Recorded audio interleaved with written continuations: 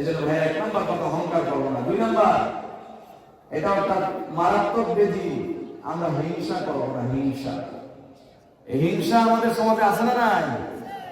হিংসা, ভাই ভাই হিংসা, দোকানে দোকানে হিংসা, বাড়ি বাড়ি হিংসা, হ্যাঁ বন্ধু বন্ধু হিংসা, হিংসা হিংসা হিংসা অনেক মারাত্মক একটা ব্যাধি এটা। এই হিংসার কারণে হাদিসের মধ্যে আসছে, মানুষ যত নেক আমল করে সমস্ত নেক আমল গুলা হিংসা জ্বালায় দেয়, জ্বালায় শেষ করে দেয়, কিচ্ছু থাকে না। হিংসা জ্বালায় দেয়। ইন্নাল হাসাদা ইয়াকুলুল হাসানাত কামা তাকুলুন নারুল হাতাব। আল্লাহ নবী বলছে, নিশ্চয়ই হিংসা ইয়াকুলুল হাসানাত, নেক আমলগুলা খেয়ে ফেলায়, খায়া দেয়।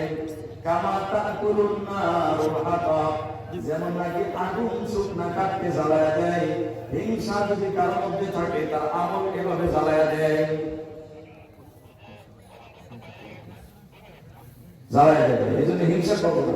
একটা হাদিস বলে কথা শেষ করি। রাসূল সাল্লাল্লাহু আলাইহি ওয়াসাল্লাম বলছে, লা ইয়াজতামিআনি ফি কলবি আবদিন, লা ইয়াজতামিআনি ফি কলবি আবদিন, দুইটা জিনিস মুমিনের কলবে একসাথে কোনোদিন হবে না।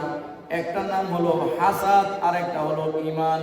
আল হাসাদ ওয়াল ঈমান লা ইয়াজতামিআন, হিংসা এবং ঈমান দুইটা একসাথে থাকে না। যদি আপনার মনে হিংসা থাকে, ঈমান থাকবে না।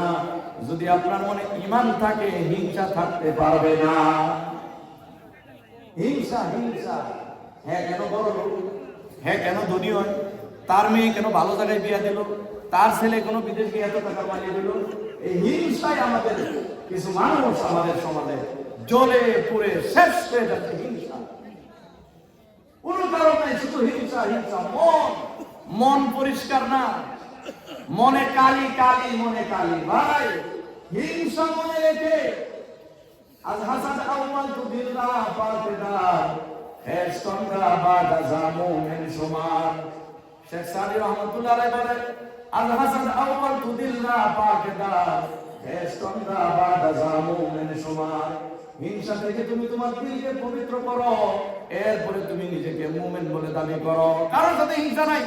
আমার দিলকে এমন বানাবো যে সবার আমি ভালো চাই, সবাই ভালো হোক, সবাই ধনী হোক, সবাই শিক্ষিত হোক, সবাইকে আল্লাহ তাআলা দেখ, সবাই বড় লোক হোক, সবাই ধনী হোক। আমার দিলকে এমন বানাবো ইনশাআল্লাহ। হিংসা আমাদের দিলের মধ্যে আমরা রাখবো না, অহংকার করবো না, হিংসা করবো না, মিথ্যা কথা বলবো না, অযথায় বিনা কারণে কারোর সাথে রাগারাগি করবো না। আল্লাহ রাব্বুল আলামিন, আমি যে কথাগুলো বলেছি সর্বপ্রথম